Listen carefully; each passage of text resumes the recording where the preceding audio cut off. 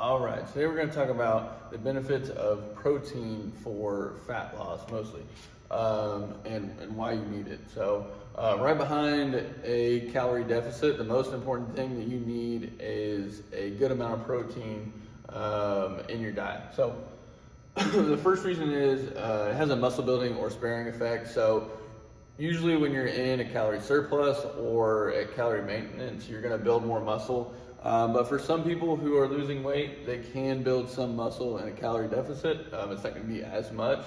But the most important thing for fat loss is this sparing effect. So it helps you keep muscle that you have when you're losing weight. So if you have a higher amount of protein, that helps target your fat a little bit more. So instead of breaking down muscle, when you lose weight, you're going to break down more fat. Next, it has a higher thermic effect of food. So what that means is when you break down food, you're going to burn a certain amount of calories. When you eat protein, you're going to break down more calories than if you, or burn more calories than if you were to eat carbohydrates or fats. So right out the gate, if you have a higher amount of protein, you're already burning more calories. So that's good.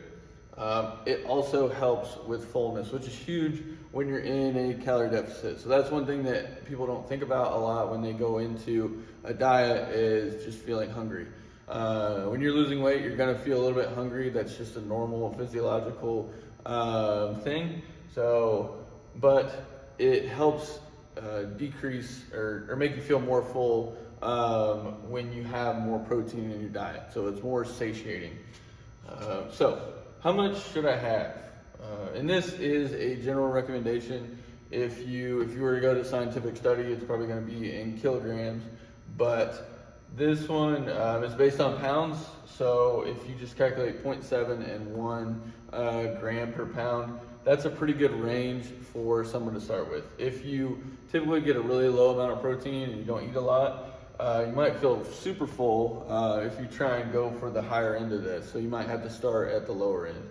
So if you can hit somewhere in that, for a 150-pound person, that is somewhere between, it is 105 to 150 grams of protein is going to be that range.